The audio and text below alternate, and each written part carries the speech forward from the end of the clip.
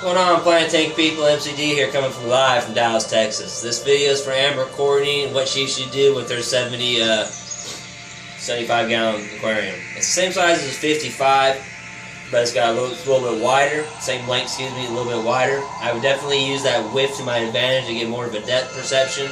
I would do a planted aquarium. I would have 3 spots. One here is an island, one here is an island, and one over on the right is an island.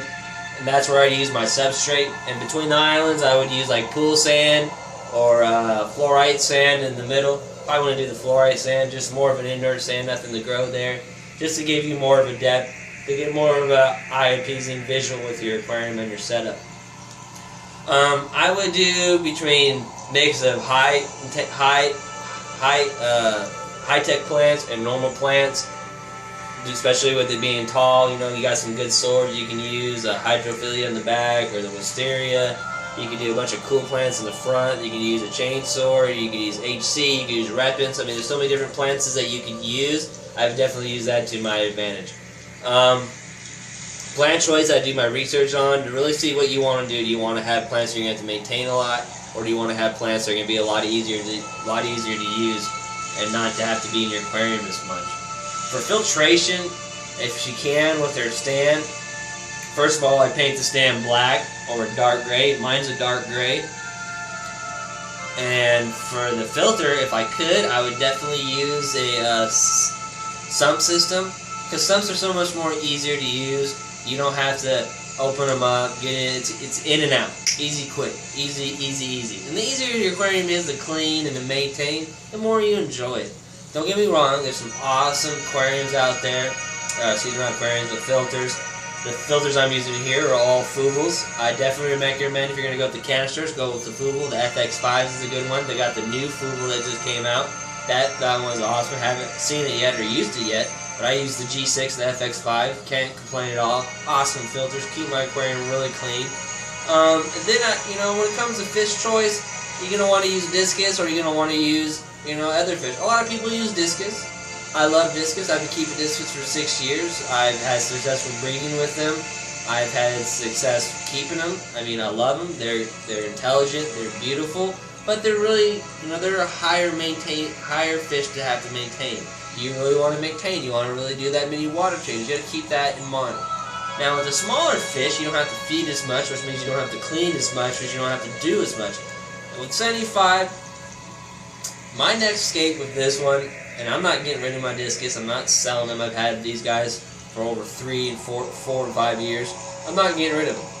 Now, if I had to get rid of them and start this all over, I would do either a single species of a school of like really cool neons, maybe like a rummy nose tetras. I like them a lot, and really small fish, and cories, and I'd use that to my advantage, because the smaller the fish you got, bigger your scape looks. You create that image that your aquarium is bigger than what it actually looks.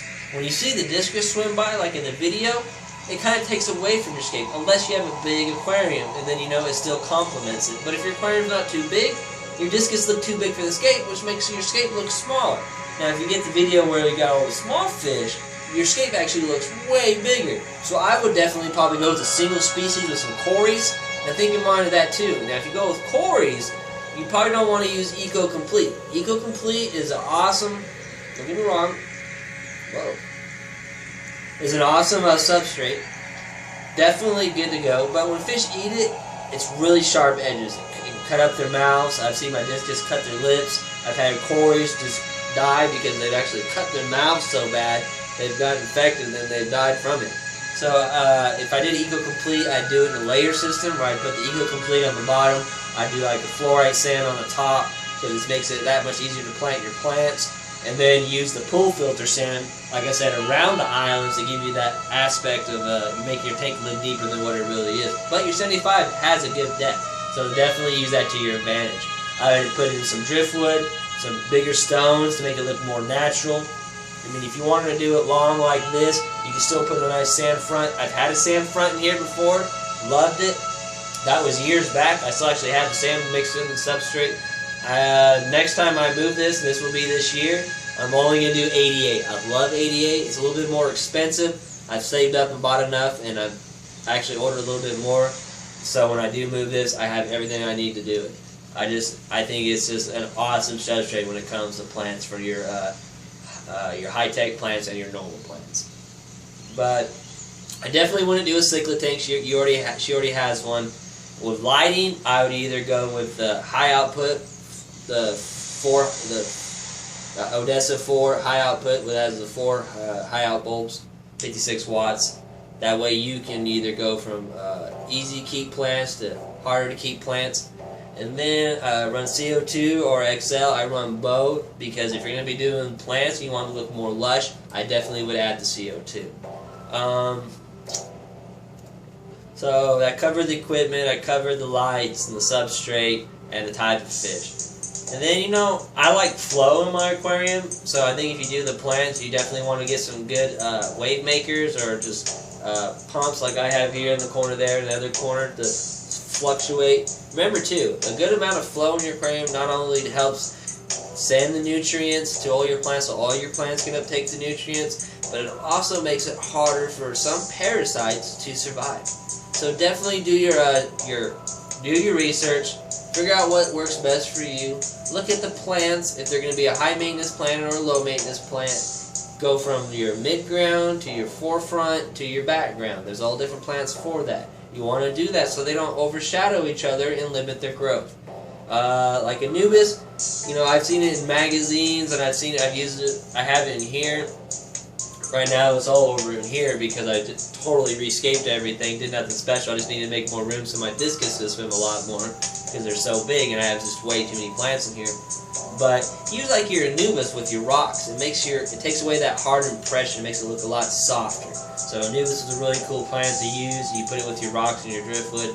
Just really do your research. Buy a couple magazines, maybe order a book, look at some different pictures. You got plenty of people on YouTube, plenty of videos. Look how the plants look like in their scapes, and then go from there. But for me, go with one of the substrates I listed. Go with the lights. LED is the way to go, or the Odessa, the 4 high output one. I would go with LED. Gonna save money in the long run. But besides that, there's not too much more. But for the filter, if you could do the sump system in your stand, I definitely would do that because you can get a lot more out of your sump. You can have your sump running with lights on down there with a refugium, and have that run suck up in all those nitrates at night that are put out by the fish and by the plants, and it eats it all. And then when you want to clean it, it says in and out. And that's all about, you know, enjoying your aquarium. Maintenance is never fun. But, you know, the easier it is, the better it is. But I think that's all I got for you on that one, Amber. Good luck. Do your research. Definitely go with the Planet Aquarium. Look at some different styles that are out there. Plenty of people with awesome scapes out there. But find something that you like, and good luck. Tank it up.